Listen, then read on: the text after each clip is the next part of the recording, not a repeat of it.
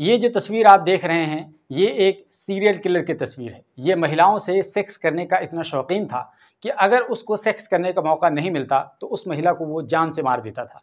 लेकिन ये ऐसा क्यों करता था, इसके बारे में जानकर आप हैरान रह जाएंगे। इस व्यक्ति को महिलाओं से शदीद नफरत हो गई थी, लेकिन उस नफरत के पीछे की कहानी क्या है, ये भी आपको बताएंगे। और आखिरकार ये व्यक्ति उसी नफरत के नतीजे में महिलाओं का कातिल बनता चला गया। उसको पकड़ने के लिए पुलिस ने 1500 सीसीटीवी कैमरे खंगाल डाले और लगभग 13 महीने का टाइम लिया। आखिरकार पुलिस ने इस सनकी सीरियल किलर को गिरफ्तार कर लिया। तो क्या है इस सनकी सीरियल किलर की पूरी कहानी, चलिए शुरुआत से शुरू करते हैं। दरअसल उत्तर प्रदेश के जिला बरेली में बीते 13 महीनों में 11 महिलाओं की हत्याएं की गईं और उन सभी हत्याओं में ये बात एक खास थी कि ये सभी हत्याएं 50 साल से अधिक उम्र की महिलाओं की थी और ये सभी हत्याएं बरेली जिले के शाही और शीशगंज इलाके में हुई थी। लगभग 25 किलोमीटर के इस दायरे में इतनी बड़ी संख्या में होने वाली 1 दर्जन के करीब हत्याओं ने पुलिस के लिए भी चुनौती खड़ी कर दी थी। इस पर कंट्रोल करने और इन हत्याओं का खुलासा करने के लिए पुलिस पर लगातार दबाव बढ़ता जा रहा था, लेकिन पुलिस को समझ नहीं आ रहा था कि आखिर कौन इन महिलाओं को मार रहा है।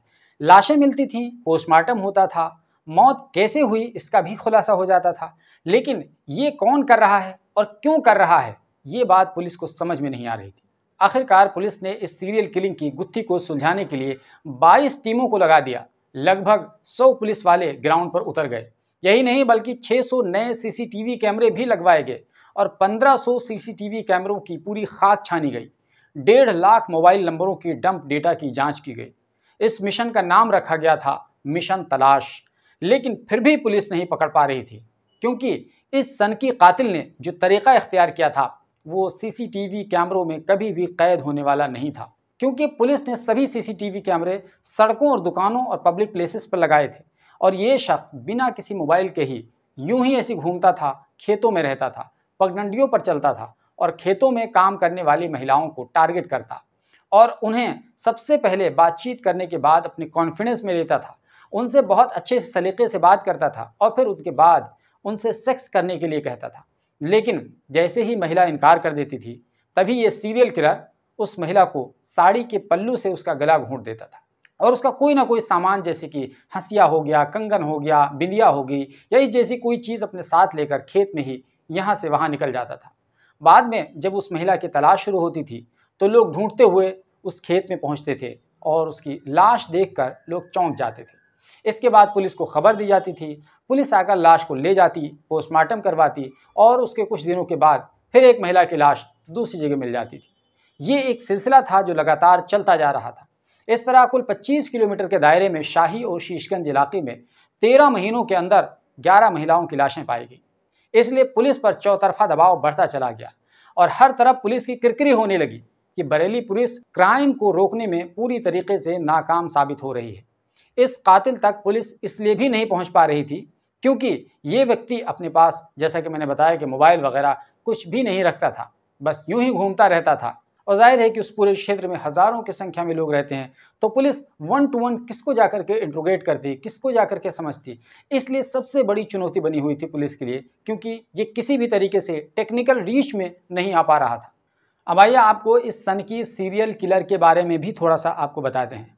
दरअसल ये व्यक्ति बरेली के थाना नवाबगंज के गांव बाकरगंज का रहने वाला है, लेकिन शाही और शीशगंज के गांव के आसपास में उसकी 2 बहनों और एक रिश्तेदार का घर था, इसलिए वो अपनी बहनों और रिश्तेदार के घरों में भी आया जाया करता था। उसका नाम कुलदीप गंगवार है। इसकी उम्र करीब करीब 35 साल है और पुलिस ने बताया कि ये मानसिक रूप से ठीक नहीं है। इसके इस तरह बन जाने के पीछे का कारण पुलिस ने यह बताया कि इसकी मां का निधन हो चुका है, लेकिन जब इसकी मां जिंदा थी तभी उसके पिता बाबूराम ने दूसरी शादी कर ली थी और उसके पिता बाबूराम अपनी दूसरी पत्नी के कहने पर इसकी मां की पिटाई कर दिया करते थे। उसकी सौतीली मां की उम्र लगभग 50 साल के करीब है, इसलिए वो सौतीली मां के बर्ताव से बुरी तरह प्रभावित रहा है। इसलिए धीरे धीरे इसकी मानसिक हालत खराब होती चली गई और ये 50 साल के करीब महिलाओं में अपनी सौतीली मां का अक्स देखा करता था और यही कारण था कि वो इस उम्र की महिलाओं से नफरत करने लगा था। इसकी शादी 2014 में हुई ज़रूर थी, लेकिन ये अपनी पत्नी के साथ भी हिंसक व्यवहार किया करता था तो इसके खौफ से आखिरकार इसकी पत्नी 2018 में इसको छोड़कर चली गई। अब ये अकेला रहता था और अक्सर अपनी बहन के घर रहा करता था और ये रोज़ाना सुबह नाश्ता वगैरह करके घर से निकल जाता था, खेतों में जाता था, महिलाओं से बातचीत करता था और उन्हें अपना शिकार बनाता था। ये एक संपन्न परिवार से है। ख़ास बात यह है, इसके पिता के पास अपना घर है, 40 बीघा खेत है।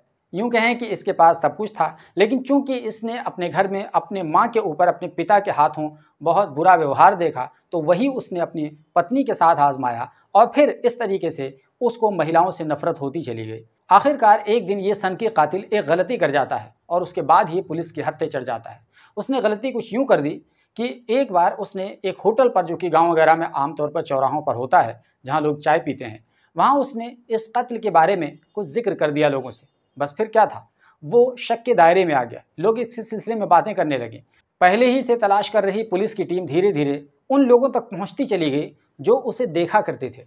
यहाँ तक कि कुछ चश्मदीद गवाहों ने उसका स्केच बनवाने में पुलिस की मदद भी की और आखिरकार लंबे तलाश के बाद सीरियल किलर पुलिस के हत्थे चढ़ गया। पुलिस ने इससे डिटेल में पूछताछ की तो फिलहाल उसने 6 महिलाओं की हत्या करने की बात कबूल कर ली है। पुलिस ने उसको घटना स्थल पर ले जा करके उसके सीन को रिक्रिएट करके उसको देखा तो उसने सब कुछ वहाँ पर बता दिया। उसने कैसे हत्या को अंजाम दिया, कैसे घाट लगाया, कैसे भागा, तो तमाम चीज़ें उसने बता दी। पुलिस का कहना है कि ये नशा का भी आदी था और अपनी पत्नी के साथ न होने की वजह से ये सेक्स की भूख में महिलाओं के पास जाकर उनसे संबंध बनाने की बात कहता था और जो महिला सेक्स के लिए तैयार हो जाती थी उससे वो संबंध बनाकर चलता बनता और उसे कुछ भी नहीं कहता, यूं ही कह दीजिए कि उसे छोड़ देता था। लेकिन जो महिला इनकार करती उसको मार दिया करता था। ये उसका तरीक़ेकार था। बहरहाल अब ये साइको किलर पुलिस के कब्ज़े में है और उसके बारे में डॉक्टरों से भी मशवरा पुलिस ले रही है, क्योंकि ये बाइपोलर डिसऑर्डर का शिकार है। इस बीमारी से ग्रस्त है, उसको बहुत सारी चीज़ें याद नहीं रह जाती हैं। वैसे दोस्तों, आप इस सन के कातिल के बारे में क्या कुछ कहना चाहेंगे? क्योंकि अब ये पुलिस के हत्थे चढ़ा है और अब ये जेल में जाएगा, तो क्या ऐसे शख्स को फांसी दी जानी चाहिए या फिर एक आम हत्या समझ करके उसे केवल हत्या की सज़ा मिलनी चाहिए? दोस्तों, इस तरह के वीडियो बनाने का मकसद सिर्फ इतना ही होता है कि आपको सचेत कर सकें, आपको आगाह कर सकें और आप इस जैसी कहानियों से सीख सकें। आपने इस कहानी से क्या कुछ सीखा है? आप अपनी राय ज़रूर दीजिए, क्योंकि दूसरे लोगों के लिए भी एक सबक हो सकता है।